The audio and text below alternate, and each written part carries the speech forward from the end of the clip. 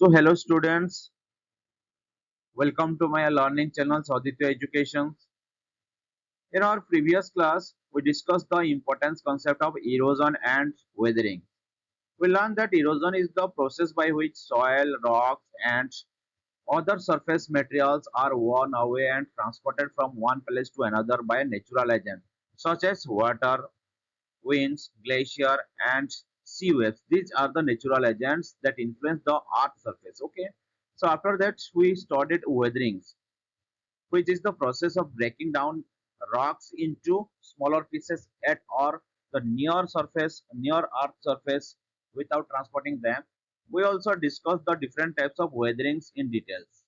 Okay, so first we learned about physical or it is also called mechanical weathering, where rocks break into smaller pieces or smaller fragments due to changes in temperature, freezing, thawing of water or other physical forces. Next, we studied chemical weatherings, where rocks decompose because of chemical reaction involving water, oxygen, carbon dioxide, and other substances present in the environment. So, okay, it was a chemical weathering. Then finally, we discussed biological weathering. What is the process of biological weatherings? So, it also we discussed. Okay, so which occurs due to the activities of living organisms such as plant roots, animals, bacteria and other microorganisms that contribute to the breakdown of rocks.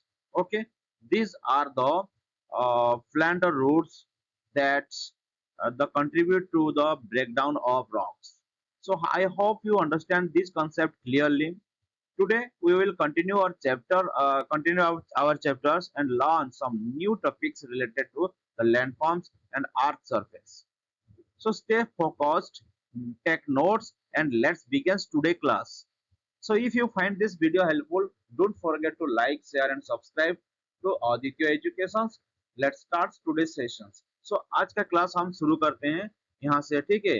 तो last class में हम पढ़े थे ये जो बताया ना मैंने, ये वेदरिंग का प्रोसेस किस तरह से चलता था, किस तरह से वेदरिंग उसको उसका क्या क्या प्रोसेस है, जैसे कि physical process, chemical process and biological process. Okay, so physical process क्या था वो हम आज क्या करेंगे डिटेल्सली देख लेंगे, ठीक है?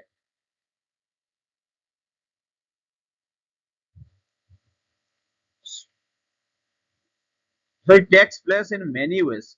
ये क्या करता है, बहुत अलग अलग वे से काम करता है. कैसे देखो, sometime it is change in temperature. कुछ ऐसा भी टाइम आएगा जहाँ पे कि टेम्परेचर की वजह से भी वेदरिंग हमको देखने को मिलता है. तो यहाँ पे देखो फर्स्ट दिया गया है कि when disintegrations of rocks takes place without any changes their chemical composition, it is called physical weathering. So what is physical weathering? Physical weathering is the rock when the disintegrations of rocks takes place without any changes. कोई भी changes ना हो के क्या करेगा, rocks disintegrate हो जाएगा, अलग हो जाएगा, ठीक है, without any composition, chemical composition. It is called physical weathering. इसको फिजिकल वेदरिंग हम बोलते हैं, ठीक है.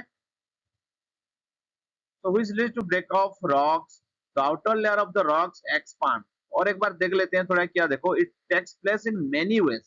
बहुत अलग अलग वे है, वो क्या करता है, फिजिकल वेदरिंग करता है. Sometime is the change in temperature. कुछ ऐसा भी टाइम आएगा, उस टाइम में टेम्परेचर की वजह से क्या होगा, वेदरिंग देखने को मिलेगा.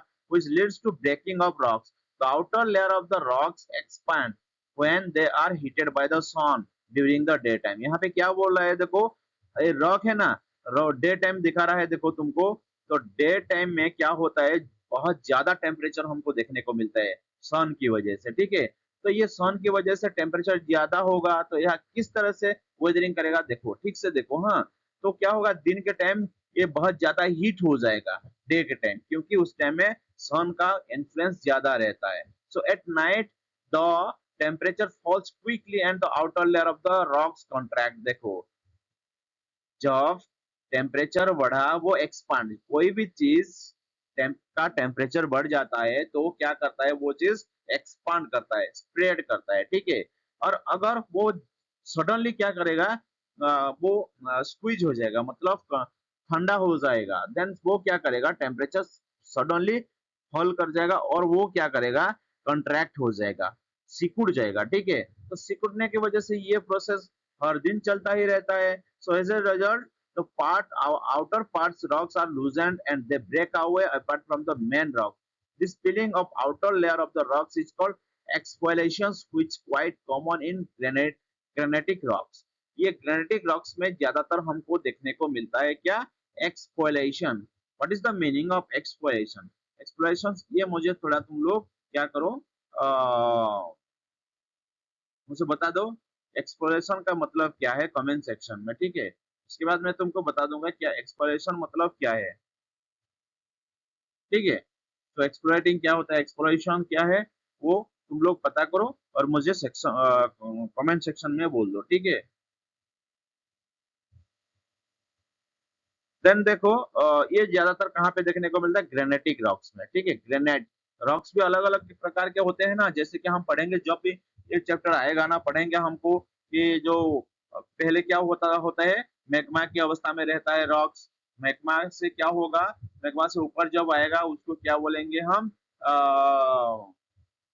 मेटामॉर्फिक, सॉरी, सेडिमेंटरी रॉक्स बोला जाएगा। सेडिमेंटरी के बाद मेटामॉर्फिक, ग्रेनाइट, ये अलग अलग प्रकार के रॉक्स देखने को हमको मिलता है, ठीक है। तो उसमें से ग्रेनाइट रॉक, ग्रेनाइटिक रॉक्स, ये हमको फिजिकल वेदरिंग में देखने को मिलता है, ठीक है। ये देखो उसका दे दिया है इमेज की, इमेज में कि ये जो जब हीट होगा वो क्या करेगा, एक्सपांड करेगा, और जो नाइट होगा वो क्या करेगा, कंट्रैक्ट कर जाएगा, सिकुड़ जाएगा। सो ये प्रोसेस हर दिन होता है, हर रात होगा, हर दिन हर रात, हर दिन हर रात होगा। तो क्या होगा, धीरे धीरे ये ग्रेजुअली क्या करेगा, ये डिसइंटीग्रेट करना शुरू कर देगा, ठीक है। एक दिन में कुछ थोड़ा सा डिसइंटीग्रेट होगा, और दूसरे दिन में क्या होगा, और थोड़ा डिसइंटीग्रेट होगा। तो इस तरह से प्रोसेस हो के क्या होगा, फाइनली वो डिसइंटीग्रेट हो जाएगा, अलग हो जाएगा। तो इसी प्रोसेस को हम क्या बोलेंगे, फिजिकल वेदरिंग, ठीक है। तो बड़ा सा पत्थर को छोटे छोटे पत्थर में वो क्या हो जाएगा, अलग हो जाएगा, तो उसको ही हम वेदरिंग बोलेंगे, और ये फिजिकल वेदरिंग होता है, ठीक है। Explorations level rounded rock surface, देखो ये इस तरह से एक्सप्लोरेशंस बोला जाता है। इसको, इसका मीनिंग मुझे थोड़ा बता दो, ठीक है, जिसको भी आता है।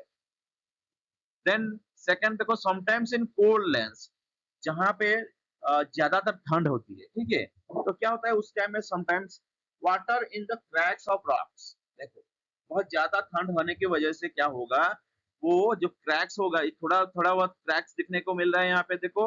तो यहाँ पे क्या होगा, कुछ पानी बर्फ के आकार में क्या करेगा, वहां पे रह जाएगा, देखो। Water enters the cracks in rocks, जब बारिश होगा ना उस टाइम में ये क्रैक्स में क्या करेगा, ये पानी रह जाएगा। देखो समझने की कोशिश करो, ठीक है। ये एक्सप्लोरेशन, एक्सप्लोरेशन क्या, लेयर वाला, उसके बाद फ्रॉस्ट एक्शन, ये किस तरह से काम करता है देख लो थोड़ा, ठीक है। इसको फ्रॉस्ट एक्शन बोला जाता है। फ्रॉस्ट क्यों बोलते हैं, फ्रॉस्ट का मतलब ही होता है बर्फ। बर्फ का कुछ एक्शन होगा तभी क्या होगा, ये डिसइंटीग्रेट हो जाएगा, अलग अलग हो जाएगा। देखो ये फाइनली क्या हो रहा है, अलग अलग हो रहा है, ठीक है। तो इसकी वजह से ये देखा है, देखो एक्सप्लोरेशन, इसका मीनिंग भी दिया गया है, piling of outer layer. Piling मतलब ये छोटा छोटा टुकड़े में परिणत हो जाएगा, ठीक है। समझ में आ रहा है। तो देखो फर्स्ट, ये तो एक्सप्लोरेशन थोड़ा ठीक से देख लो क्या है। सिर्फ फ्रॉस्ट एक्शन, फ्रॉस्ट का मतलब ही बर्फ होता है, बर्फ की एक्शन से जो टूटता है उसको क्या बोलते हैं हम, मतलब फ्रॉस्ट एक्शन बोला जाता है। सो समटाइम्स क्या होता है, कुछ टाइम में वाटर, ये जो क्रैक्स दिख रहा है वो पत्थर में, इसी के बीच में वो पानी क्या करेगा, रह जाएगा। रहकर क्या करेगा, देखो सेकंड सिचुएशन में क्या होगा, temperature falls, water freeze and expands. देखो यहाँ पे टेम्परेचर, जहाँ पे बहुत ज्यादा ठंड होता है तो क्या होगा, एक ऐसा टाइम आएगा वहां पे क्या हो जाएगा, टेम्परेचर जीरो से भी माइनस में चला जाएगा। तो उसी टाइम क्या होगा, जो यहाँ पे पानी जमा हो रहा है ना, यही पानी क्या करेगा, यहाँ पे बर्फ में बदल जाएगा, ठीक है। ये बर्फ हो गया। तो यहाँ पे क्या होगा, बर्फ होगा तो कोई भी चीज, कोई भी मतलब पानी, तो पानी क्या होता है, बर्फ हो जाता है तो वो एक्सपांड कर जाता है, ठीक है। Then contraction take place when the ice melt, ice जब अगर मेल्ट हो जाएगा उसी टाइम में क्या होगा, वो कंट्रैक्शंस फिर देखने को मिलेगा, ठीक है। ये क्या होता रहता है, ठीक है। As described above, this alternative expansion and contraction leads to development of cracks in the rocks. तो ये जो क्या हो रहा है, ये कंट्रैक्शन एक्सपांशन, कंट्रैक्शन एक्सपांशन हो रहा है ना, देखो यहाँ पे पानी रह गया, पानी रहने के बाद यहाँ पे फ्रीज देखने को मिला, फ्रीज हो गया पानी, बर्फ हो गया। उसके बाद वो एक्सपांड कर जाएगा। Ice exert great pressures and widen cracks. तो यहाँ पे क्या करेगा, आइस होने की वजह से यहाँ पे पत्थर को क्या करेगा, वो वाइड कर देगा, वाइडन कर देगा, मतलब पत्थर में आइस का ज्यादा देखने को मिलेगा, आइस वो फैला देगा, तो खुद को फैला देगा, खुद को फैला देगा तो क्या होगा, यहाँ पे इरोजन देखने को हमको मिलेगा। ठीक है, सो रिपीटेडली और repeated freezing and thawing breaking the rocks into pieces, ये प्रोसेस रिपीटेडली करता है। ठीक है, और टाइम में ये क्या करेगा, ये प्रोसेस शुरू करेगा, खत्म करेगा, शुरू करेगा, खत्म करेगा। कौन सा प्रोसेस, पानी जमा होगा, उसके बाद वो क्या होगा, बर्फ होगा तो एक्सपांड होगा, जमा होगा, कंट्रैक्शन एक्सपांशन, कंट्रैक्शन एक्सपांशन, ये सब प्रोसेस चलता ही रहता है। तो जब कंट्रैक्शन एक्सपांशन होता ही रहेगा तो क्या होगा, एक दिन ऐसा आएगा यहाँ पे बहुत सारा क्रैक्स हमको देखने को मिलेगा। क्रैक्स की वजह से क्या होगा, ये इतना बड़ा सा पत्थर फाइनली क्या हो जाएगा, ये अलग अलग होके छोटा छोटा पीसेस में वो क्या होगा, बदल जाएगा। तो उसको ही हम क्या बोलेंगे, फिजिकल वेदरिंग। ठीक है, और इसको क्या बोला जाता है, फ्रोस्ट सेक्शन भी बोला जाता है। देखो इसका दो टाइप्स का फिजिकल उनका वेदरिंग होता है। ठीक है, एक टाइप का क्या होता है, उसको क्या बोलते हैं, एक्सफोलिएशंस, उसको पीलिंग ऑफ आउटर लेयर्स बोला जाता है। और एक उसका टाइप है फ्रॉस्ट एक्शंस, जो बर्फ की एक्शन की वजह से वो टूट जाएगा। ठीक है, तो physical weathering breaks rocks into small pieces without changing their chemical makeup. यहाँ पे क्या बोल रहा है, फिजिकल वेदरिंग एक ऐसा प्रोसेस है जिस प्रोसेस से क्या होता है, किसी भी केमिकली चेंज ना हो के वो क्या होगा, वो रॉक टूट जाएगा, ब्रेक हो जाएगा। ठीक है, समझ में आ गया फिजिकल वेदरिंग क्या है। ठीक है, नेक्स्ट चलते हैं, हम क्या देख लेते हैं। देखो, सो केमिकल वेदरिंग क्या है, फिजिकल गया, उसके बाद नेक्स्ट आ गया केमिकल। केमिकल वेदरिंग की वजह से किस तरह से पत्थर टूटता है, वेदरिंग किस तरह से होता है। So due to chemical reactions of water of air, certain portions of rocks are dissolved, producing interesting features like cavities. cavities मतलब क्या होता है, नीचे पानी होगा और पानी के नीचे भी क्या होगा, कुछ मिट्टी देखने को मिलेगा, उसको cavities बोलते हैं।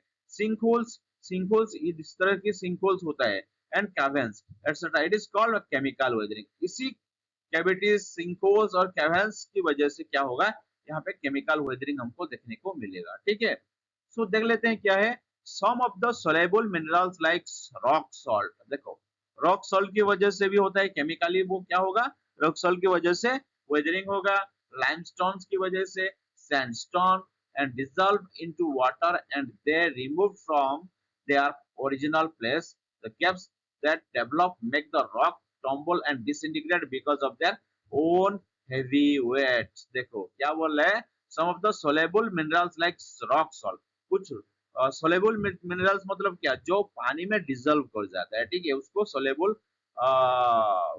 पत्थर बोलते हैं। Sandstone are dissolve to into water, ये क्या करता है, सैंडस्टोन या लाइमस्टोन या रॉक सॉल्ट क्या करता है, पानी में डिजोल्व हो जाता है, वो क्या होगा, डिजोल्व हो जाएगा। And they remove from their original place, क्या करेगा, वहां पे जो उनका ओरिजिनल प्लेस से उनको निकालना पड़ेगा। दैट गिव्स द डेवलप, तो यहाँ पे क्या होगा, गैप्स का डेवलप देखने को मिलेगा। ठीक है, ये देखो रिएक्शन इस तरह से हो रहा है, गैप्स डेवलपमेंट को क्या करेगा, डेवलप मतलब गैप्स देखने को मिलेगा। Make the rocks tumble and disintegrate because of their own heavy weight, तो उनका जो हेवी वेट हो जाएगा यहाँ पे, वह ज्यादा वेट हो जाएगा, इसकी वजह से वो डिसइंटीग्रेट हो जाएगा, और ये प्रोसेस की वजह से भी होगा। रिएक्शन क्या हो रहा है, देखो, वाटर और air reacts with soluble minerals in rocks. ठीक है, वाटर और एयर क्या करता है, वाटर और एयर रिएक्ट करता है, जो सेलेबल मिनरल्स या कोई रॉक्स है उसके साथ रिएक्शन होगा। ठीक है, वाटर के साथ, वाटर में क्या होता है, H2O होता है, H2O, और रॉक्स में क्या यहाँ पे दिया गया है, देखो ये H2O क्या करेगा, पानी में पानी H2O किसके साथ रिएक्ट करेगा, सोलेबल मिनरल्स। ठीक है, जैसे कि नमक, कोई नमक हो गया तो उसमें क्या होगा, नमक भी एक पत्थर है ना, वो उससे क्या करेगा, रिएक्ट कर जाएगा, और रिएक्ट करने के बाद वो टूट जाएगा। समझ में आ रहा है, तो कोई भी नमक, याद रखो तुम लोग, केमिकली कैसे होता है, नमक में पानी छिड़क दो तो क्या होता है, वो सोलेबल, वो डिजोल्व हो जाता है। इस तरह से उसका केमिकल रिएक्शन होता है, डिसइंटीग्रेट होता है, वेदरिंग का प्रोसेस यहाँ से शुरू होता है। डिसोल्यूशन क्या है, इसको देख लेते हैं थोड़ा। Soluble minerals are dissolved into water, soluble minerals. ठीक है, कोई भी सोलेबल मिनरल्स जैसे कि salt water, sorry salt, salt of rocks, ये क्या करता है, रॉक्स, ये सब रॉक्स पानी में डिजल्व हो जाता है, तो इसको डिसोल्यूशन बोला जाता है। ठीक है, उसके बाद removal. What is the meaning of removal? Removal means dissolve minerals are carried away by water. जो डिजल्व मिनरल्स हैं वहां से क्या करता है, वाटर को अलग कर देता है। ठीक है, उसको ही रिमूवल बोलते हैं। उसके बाद गैप्स फॉर्म। गैप्स किस तरह से फॉर्म होता है, देखो यही gaps. Gaps and cavities develops in the rocks, किसकी वजह से? केमिकल वेदरिंग की वजह से। ये गैप्स एंड कैविटीज हमको देखने को मिलता है पत्थरों में। ठीक है, समझ में आ रहा है? उसके बाद डिसइंटीग्रेशन, मतलब इसे तो सबको पता है कि अलग हो जाना। Rocks tumbles and breaks into pieces due to their heavy weight. जो उसका हेवी वेट, इसी की वजह से वो क्या करेगा, डिसइंटीग्रेट हो जाएगा, अलग अलग हो जाएगा। ठीक है, ये पांचों पॉइंट में से सबको याद रहा? अगर किसी को भी समझ में नहीं आ रहा है, मुझे कमेंट में लिख दो। ठीक है,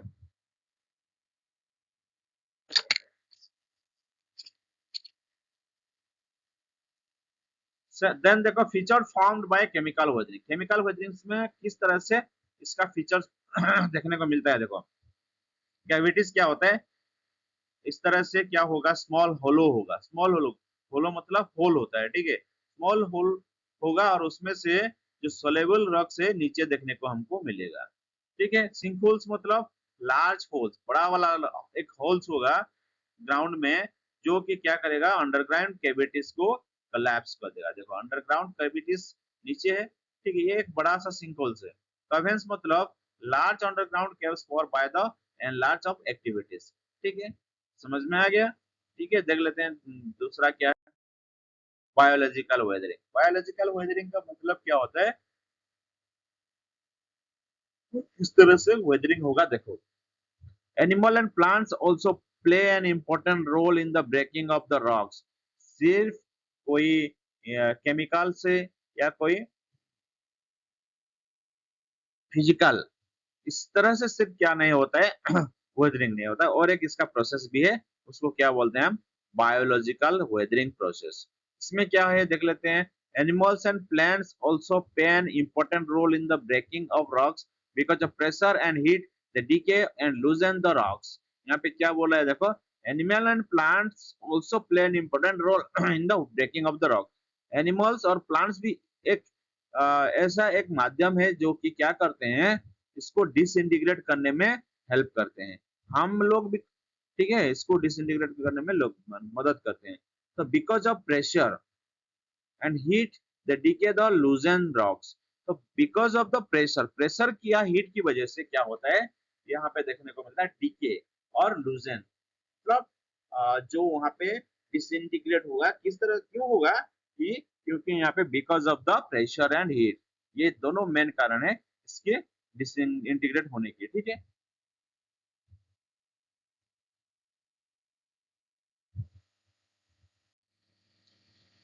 सो फर्स्ट देख लेते हैं प्लांट ग्रो इन रॉक्स। क्यों होता है डिसइंटीग्रेशन या वेदरिंग? देखो बायोलॉजिकल प्रोसेस क्या है। सो बायोलॉजिकल प्रोसेस में seeds of plants fall in the cracks. देखो यहाँ पे एक पत्थर है और उसी पत्थर में क्या होगा, कोई सीड्स या प्लांट्स बढ़ रहा है, तो क्या करेगा यहाँ पे, उसी की वजह से यहाँ पे क्रैक्स देखने को मिलेगा। ठीक है, पत्थरों में कोई सीड्स या कोई भी प्लांट्स वहां पे ग्रो कर रहा है, तो यहाँ पे हमको क्या देखने को मिलेगा, क्रैक्स देखने को मिलेगा। And crevice of rocks they germinate and grow. तो वो क्या करते हैं, यहाँ पे कोई भी पौधा क्या करेगा, जर्मिनेट होगा। ठीक है, तो वो किस तरह से वेदरिंग होगा, बायोलॉजिकल वेदरिंग। मतलब कोई पेड़ या कोई एनिमल्स की वजह से अगर वेदरिंग हो रहा है, तो उसको क्या बोलते हैं हम, बायोलॉजिकल वेदरिंग बोलते हैं। ठीक है, एक नंबर गया रूट कॉज क्रैक्स। ये रूट की वजह से भी क्या होता है, मिट्टी में पत्थरों में क्रैक्स देखने को मिलता है। ठीक है, क्यों? क्योंकि the roots goes deep into the cracks. ये रूट्स क्या करता है, नीचे, बहुत नीचे जाने की कोशिश करता है। अगर नीचे जाने की कोशिश करेगा तो अंदर की जो मिट्टी होगा वो क्या होगा, ऊपर चला जाएगा। तो इसमें इसलिए वो क्या होता है, ऊपर चले जाता है की वजह से ये डिसइंटीग्रेट देखने को मिलता है, वेदरिंग देखने को मिलता है। ठीक है, and when them this weakens the rocks, जो कि बहुत ज्यादा वीक कर देगा रॉक्स को। ठीक है, then acidic juices. Acidic juices क्या है देख लेते हैं। Roots release acidic juices. ये रूट्स क्या करते हैं, एसिडिक जूसेस या जूस रिलीज करते हैं। Which cut into the rock materials, उसको क्या करते हैं, रॉक मटेरियल से काटा जाता है एंड उसको ब्रेक इट स्लोली, धीरे धीरे वो ब्रेक कर जाएगा, ठीक है। इसको एसिडिक जूसेस बोलते हैं, ठीक है। रूट्स रिलीज एसिडिक जूसेस, ये रूट्स एसिडिक जूसेस रिलीज करेगा तो scot into the rock material, जिसको कि जो क्या करेगा, वो एसिड की वजह से रॉक मटेरियल्स डिसइंटीग्रेट हो जाएगा, अलग हो जाएगा, ठीक है। मतलब बहुत जल्दी वो क्या करेगा,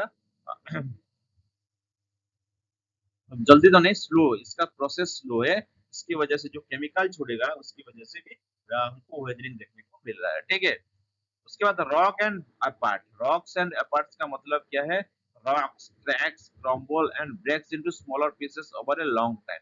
ये लॉन्ग टाइम बहुत लेंथी प्रोसेस है, तो इसको ब्रेक करने के लिए या ब्रोकन होने के लिए हमको बहुत साल लग जाएगा, ठीक है। तो ये इसका मतलब है, ठीक है। डिसइंटीग्रेशन मतलब अलग कर देना। Finally the rock डिसइंटीग्रेट्स into small pieces, क्या है, finally the rocks disintegrate into small pieces and become soil और सेडिमेंट, ठीक है। तो डिसइंटीग्रेशन की वजह से तो हो रहा है। प्लांट्स की कितने, देखो, roots grow in cracks, roots तो ग्रो करता है क्रैक्स में, and widen them acidic substance, acidic substance यहाँ पे देखने को मिलेगा। Acidic substance from roots dissolve rock materials, plants like mosses, lichens and small herbs also weaken rocks, ठीक है, प्लांट की वजह से ये सब हो रहा है। एनिमल्स से देख लेते हैं। Borrowing animals like rabbit, rats, moles etcetera dig holes in the rocks and soil. तो ये जो एनिमल्स लोग क्या करते हैं, रैबिट या रैट्स, वो मिट्टी को खोदना शुरू कर देंगे, ठीक है, और वहां पे जाके उनका घर बनाएंगे। Did holes in the crack and soils. Their activities loosens and breaks rocks. Insects and worms also help in this process. ठीक है। इंसेक्ट्स और जो वो जो बैक्टीरिया होते हैं ना, वो क्या करते हैं, इसी प्रोसेस में वो हाथ बटाते हैं। सिर्फ एनिमल्स या कोई प्लांट्स में नहीं, इससे नहीं, यहाँ पे देखने को मिलता है कोई वर्म्स, इंसेक्ट, वो भी क्या करते हैं, इरोजन में काम कर देते हैं, ठीक है। ह्यूमंस की वजह से क्या हो रहा है, देखो, humans activities like mining, quarryings, constructions and digging break rock, break down rocks. Fire also weakens rocks by hitting them, ठीक है। ये सब था तुम्हारा बायोलॉजिकल वेदरिंग में। So biological weathering is a slow but powerful process, ये बहुत slowly चलेगा लेकिन बहुत बड़ा पावरफुल प्रोसेस है, that breaks rocks into smaller pieces with the help of living things, okay। सो देख लेते हैं इरोजन क्या है, वेदरिंग क्या है, उसके बाद इरोजन, इरोजन को भी एक एक करके देखेंगे क्या किस तरह से इरोजन हो रहा है। So the act of carrying away the weathered particles from one place to another is called erosion. तो यहाँ पे क्या बोल रहे हैं, कोई भी एक्शन होगा जो क्या करेगा, वहां का जो मिट्टी को एक जगह से दूसरे जगह में ले जाएगा। और वो होता कैसे है, कोई रिवर्स आएगा, ठीक है, इसका रिवर्स हो सकता है rain water, glacier, lake, wax, waves, winds carry away with weather particles from place to place. तो यहाँ पे क्या बोल रहा है, देखो, the act of carrying away the weather particles from one place to another place is called erosion, इसको ही हम erosion बोलेंगे। जो कि rain waters, reverse, glacier, waves and carry wind carry away the weather particles from place to place. Like weatherings, erosion also take place almost everywhere all the time. Sometimes the process of erosion is slow while it other times is more prominent, ठीक है। Erosion इस तरह से होता है। Agent of erosion, erosion का मतलब समझ में आ गया कि जो जितना डस्ट पार्टिकल्स है उसको हटा के एक जगह से दूसरी जगह वो ले जाता है, उसको इरोजन बोलता है, ठीक है। सो उसका एजेंट्स क्या है, देखो, एजेंट्स ऑफ इरोजन, इरोजन का इसका एजेंट क्या है, reverse, rain waters, glacier, waves and winds. तो इसकी वजह से इरोजन हमको देखने को मिलता है। रिवर की वजह से कैसे होगा वो भी पढ़ेंगे, रेन वाटर की वजह से किस तरह से इरोजन होगा, ग्लेशियर की वजह से, वेव्स की वजह से, विंड्स की वजह से, ठीक है, ये सब लिखेंगे। उसके बाद देखो, rain at a place, heavy rainfall increase erosion, बहुत ज्यादा है रेनफॉल की वजह से भी क्या होता है, उसका जो पानी आएगा ना, पानी एक जगह से दूसरे जगह जाएगा, तो उसी पानी की वजह से भी इरोजन हमको देखने को मिल रहा है। So rainfall at a place, heavy rainfall increase erosion. Temperature की वजह से क्या हो रहा है, देखो high temperature causes expansion and contraction of rocks enhancing erosion. अगर हाई कम दिन में क्या होगा, हाई टेम्परेचर हो जाएगा, और रात में क्या होगा, लो टेम्परेचर होगा, देन क्या होगा, अभी उसको एक्सपांशन कंट्रैक्शन होता ही रहता है, तो उसको क्या करेंगे यहाँ पे हाई टेम्परेचर की वजह से, तो ठीक है। Then slope and the land, slope of the land, इसकी वजह से भी क्या हो रहा है, इरोजन देखने को मिल रहा है। किस तरह से, देखो ऊपर से कोई लैंड स्लाइड देखने को मिलेगा, कोई चीज ऊपर से नीचे चला आ रहा है, इसकी वजह से भी क्या हो रहा है, steep slopes end of erosion, erosion होगा, ठीक है। Type of the soil, soil का भी अलग अलग प्रकार का टाइप्स होता है, ठीक है। Loose and sandy soils erodes faster than clay soils, ठीक है। Presence of vegetation over, the vegetation hold the social soil together and reduce erosion. Change in the land and land use pattern. Deforestation की वजह से भी changing देखने को मिल रहा है। डिफोरेस्टेशन मतलब सभी पेड़ों को ये क्या करेंगे, काटते रहते हैं, तो इसकी वजह से कंस्ट्रक्शंस, इंटरेक्शंस, ये सब हो रहा है। इसकी वजह से change in the land use of pattern. Process of weathering and erosion have been continuing over millions and millions of years. Process, इसका जो प्रोसेस चला है वो इस तरह से कंटिन्यू रहेगा, ठीक है। They have changed the shape of mountains, hills, plateaus, and plains. It is said that where the Great Himalayas now stands, there was only once a deep sea called Tethys. ठीक है, Tethys sea क्या है, upliftment, ये सब हम already next class में पढ़ेंगे।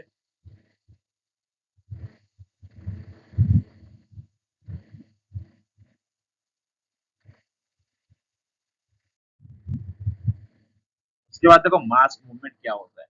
Mass movement क्या है, जब पे क्या होता है, सुनामी,